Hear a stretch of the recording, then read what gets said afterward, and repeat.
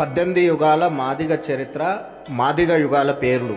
అనంత అద్భుత తమండ తారజ తండజ భిన్నజ భిన్నాయుక్త అవాయుక్త అంబాయుక్త పంబాయుక్త మహర్ని ఈశ్వరి అలంకృత కృతాయుగము త్రేతాయుగం ద్వాపరయుగం కలియుగం వల్లనే 18 యుగాలు ఉన్నాయి. ఇది జాంబవ పురాణంలో ఉన్నది. అయితే మొట్టమొదటి యుగం వచ్చేసి అనంతయుగం. అనంతయుగంలో దేవుడు తనని తానే సృష్టించుకున్న ఓంకార స్వరూపుడు పరమాత్ముడు.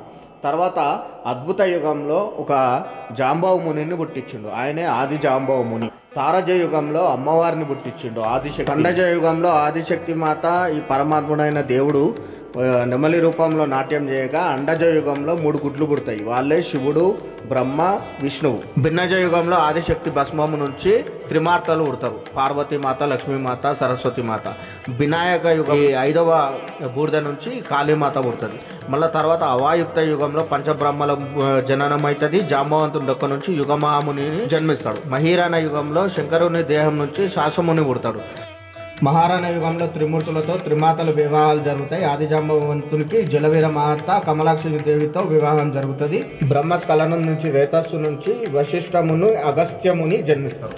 దాని తర్వాత యుగం వచ్చేసి విశ్వామయ యుగము. శైవులు వైష్ణవులు మానసపుత్రులు యోగేశ్వరులు వినాయకుడు మన్మధుడు బ్రహ్మ క్షత్రియ వైశ్య శూద్ర జననాలు. మాదిగ మాతంగ మహర్షికి బ్రాహ్మణురాలైన దేవాహుతికి పెళ్లి జరుగుతుంది. 13వది విశ్వావరణ యుగము.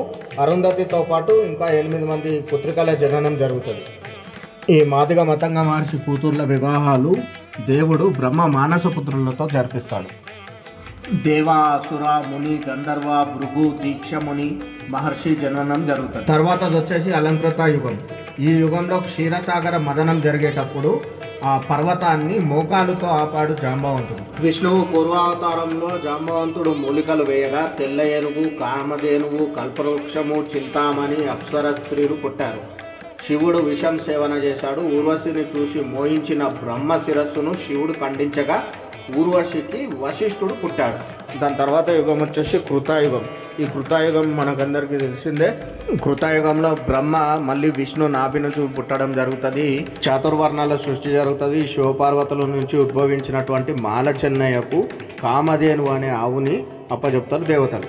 మాల చెన్నయ్య కామధేనువుతో నీ పాలే ఇంత తీయగున్నాయి, నీ మాంసం ఎంత తీయగుంటుందో అంటే కోరిన వరాలు తీర్చే కామధేనువు తదాస్తు అని మరణించడం జరుగుతుంది. అప్పుడు జాంబవంతుడు ఆ కామధేనువులు లేపి మరి దాన్ని వండి అందరి దేవతలకు అందరికీ పెట్టడం జరుగుతుంది. అప్పుడు త్రిమూర్తులు శివుడేమో విభూతిగా పూసుకుంటాడు, విష్ణుమూర్తి ఆభరణాలుగా చేసి వేసుకుంటాడు, బ్రహ్మ శాస్త్రాలుగా చేసి పట్టుకోవడం జరుగుతుంది. ఈ జాంబవంతుడు ఈ మాల చెన్నయ్య ఇద్దరు కలిసి దాన్ని వండి తినడం జరుగుతుంది. అదంతా కృతాయుగంలో ఉంటుంది. ఈ యుగంలోనే ఈ క్షీరసాగర మదనం జరుగుతుంది. జాంబవంతుడు అందులో వనమూలికలు వేయడం జరుగుతుంది. త్రేతాయుగంలో వచ్చేసి రామాయణం ఉంటుంది. మరి ద్వాపర యుగంలో చూస్తే మహాభారతం ఉంటుంది. దీనిలో జాంబవంతుని కూతురైనటువంటి జాంబవతిని శ్రీకృష్ణుడు పెళ్లి చేసుకోవడం జరుగుతుంది. శమంతకమని కట్నంగా ఇవ్వడం జరుగుతుంది. అలాగే తర్వాత యుగం వచ్చేసి కలియుగంలో మనం చూస్తున్నాము. ఎంతోమంది మహానుభావులు ఉన్నారు. ఆ మహానుభావులు అందరి పోస్టర్లు ఫోటోలు దీంట్లో వేస్తే కొంతమందికి ఆ ఫోటోలు నచ్చక వివిధమైన కామెంట్లు చేస్తున్నారు. నేను వాళ్ళకు ఒకటే అంటున్నా, రామాయణంలో రావణాసురుడు లేకుండా, ఇప్పుడు రావణాసురుడు అంటే చాలామందికి నచ్చడు. మరి రావణాసురుడు లేకుండా చదువుతారు ఎవరన్నా? రావణాసురుడు ఉంటేనే ఆ రామాయణానికి ఆ చరిత్రకు ఆ ఇతిహాసం అనేది నిలబడుతుంది. రావణాసురుడు లేకుండా ఇక రామాయణం ఏముంటుంది? కాబట్టి అయితే ఇది చరిత్ర. కలియుగంలో ఉన్నటువంటి మహానుభావులతో పాటు కొంతమంది నాస్తికులు కూడా ఉండొచ్చు. అది మీకు నచ్చకపోవచ్చు. ఎవడో ఒక మూర్ఖుడికి నచ్చుతలేదని ఒక చరిత్రలో నుంచి ఒక మనిషిని తీయడము అది చరిత్ర కాదు. ఇంకోటి జాంబవంతుడు అంటే ఒక ఉగ్ర స్వరూపం. ఆయన అమ్మవారు ఎట్లుంటాడో అట్లా జాంబవంతుడు కూడా ఉంటాడు. ఆయన రూపం గురించి నేను చాలాసార్లు వర్ణించిన. ఆయన చేతిలో ఖచ్చితంగా కొంగవాని కత్తి ఉండాలి. ఎందుకంటే అది డక్కలి వారికి చిందు వారికి ప్రత్యేకగా ఉండాలి. మెడలో ముఖ్యంగా ఉండవలసింది ఈ ఆత్మలింగం. ఈ ఆత్మలింగం లేనిది జాంబవంతుడు లేనేలేడు. ఇంకోటి గజ్జల లాగు ఉండాలి.